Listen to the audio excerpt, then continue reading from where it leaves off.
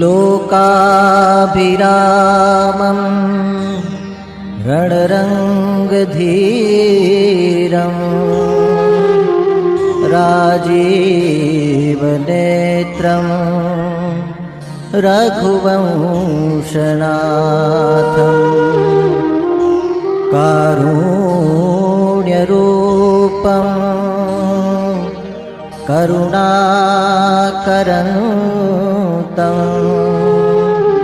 श्रीरामचन्द्रं शरणं प्रपद्ये। नारायणं नमस्कृत्य नरं चैव नरोत्तमं देवी सरस्वती व्यासं ततो जयमुदीरयेत्। गुरुर्ब्रह्मा गुरुर्विष्णु गुरुर्देव महेश्वराय गुरुर्साक्षात् परब्रह्म तस्मै श्री गुरुवे नमः। भगवान परशुराम ईश्वर के छठे अवतार हैं, 4 कला के अवतार हैं। ब्रह्मा के मानस पुत्र भृगु हुए, अंगिरा उनके बड़े भाई थे। भृगु के पुत्र ऋचिक, ऋचिक के पुत्र जमदग्नि, उनकी पत्नी रेणुका और जमदग्नि से उत्पन्न हुए भगवान परशुराम। उधर अंगिरा के पुत्र तथ्य उत्तथ्य के राहुगण दीर्घतमा और वहाँ से हुए महर्षि गौतम, दोनों समकालीन थे। भगवान परशुराम केवल शस्त्र ही नहीं, लोग उन्हें शस्त्र के रूप में जानते हैं। लोग जानते हैं उनके पास फरसा है, 21 बार पृथ्वी को वीरों से विहीन किया है, विष्णु का धनुष है। केवल शस्त्र नहीं, शास्त्र और तप भृगुनंदन परशुराम की अमूल्य निधि है। इसे आपको समझना होगा। और इसी तप के कारण युगों तक उन्हें चिरजीवी रहने का वरदान मिला था, शक्ति मिली थी, सामर्थ्य मिला था। द्वापर तक उनकी कथाएं प्रचलित है। द्वापर में 3 बड़े धनुर्धारी हुए, एक द्रोणाचार्य, एक भीष्म पितामह और एक कर्ण। तीनों को उन्होंने धनुर्विद्या की शिक्षा दी। यह जानकर आपको आश्चर्य होगा, द्रोणाचार्य भी परशुराम के ही शिष्य थे। और जब द्रोणाचार्य को उन्होंने ब्रह्मास्त्र की शिक्षा दी तो उन्होंने कहा, तुम मेरे द्वारा दी गई इन विद्याओं को ब्राह्मण की तरह योग्य व्यक्ति को दान करने में संकोच न करना, और किसी भी स्थिति में कृत होकर किसी के लोभ में, किसी प्रतिष्ठा के कारण इस विद्या को दबाना नहीं, बांधना नहीं, अपने तक सीमित रखना नहीं, अन्यथा यह विद्या तुम्हें अंतगति प्रदान नहीं कर पाएगी, भविष्य सुरक्षित नहीं कर पाएगी। द्रोणाचार्य ने पारिवारिक स्थिति देखते हुए हस्तिनापुर के सिंहासन का राजगुरु बनकर यह संकल्प कर लिया, यह वचन दे दिया कि वे राजपुत्रों को ही धनुर्विद्या सिखाएंगे, वहीं परशुराम। और इसी कारण आपने देखा द्रोणाचार्य अंत में पराजित हुए और उनकी ब्रह्मास्त्र विद्या या परशुराम जी द्वारा दी गई विभिन्न शस्त्र विद्याएं समय आने पर लोप हो गई।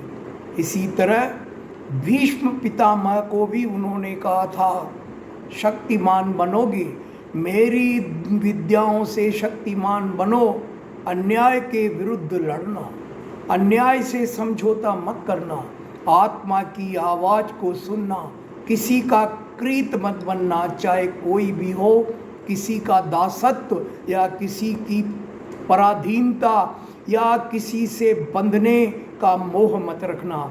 भीष्म पितामह ने भी वह वचन नहीं निभाया।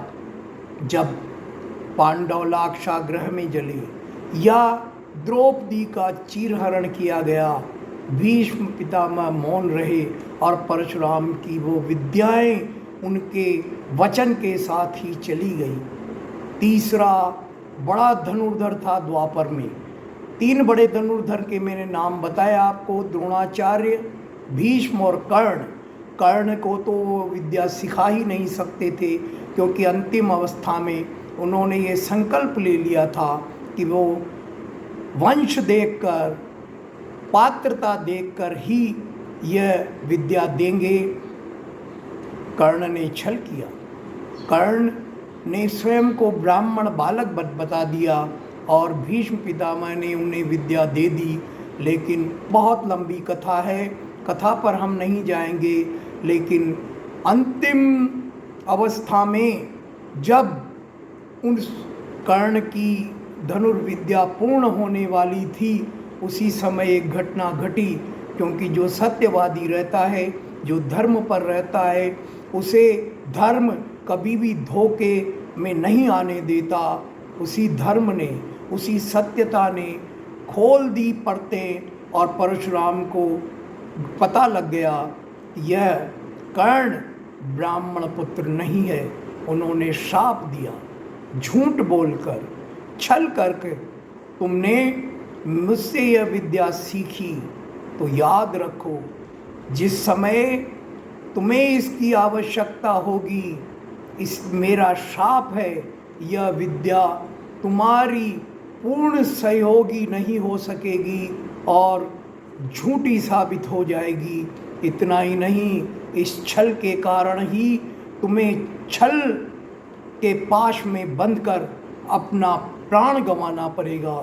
तीनों वचन परशुराम के, तीनों जो संकल्प उन्होंने तीनों शिष्यों से करवाए थे, वह शाप रूप में परिणित हुए, क्योंकि संकल्प नहीं निभा सकते थे। इतने बड़े शक्तिशाली परशुराम, जो केवल तप, शस्त्र और शास्त्र के विद्वान ही नहीं थे, त्रिकालज्ञ भी थे। उन्हें दिख रहा था भीष्म क्या करेंगे, उन्हें दिख रहा था द्रोणाचार्य क्या करेंगे, उन्हें दिख रहा था कर्ण क्या करेगा। इसीलिए तो ऐसे महान तपस्वी अंशावतार भगवान परशुराम के सामने भगवान 16 तरह के अवतार सूर्यवंशी मर्यादा पुरुषोत्तम श्री राम ने भी बार बार अपना शीश उनके चरणों में रखा और कहा, आपका और मेरा कोई मुकाबला नहीं है, कोई बराबरी नहीं है, क्योंकि आप तो यज्ञोपवीत के 9 गुणों को धारण करने वाले हैं, जिनमें सत, रज, तम, ब्रह्मा, विष्णु, महेश, ऋग्वेद, यजुर्वेद और सामवेद सारी शक्तियाँ निहित है। मैं आपको पराजित नहीं कर सकता, मैं तो आपके सम्मुख हर प्रकार से हारा हूँ।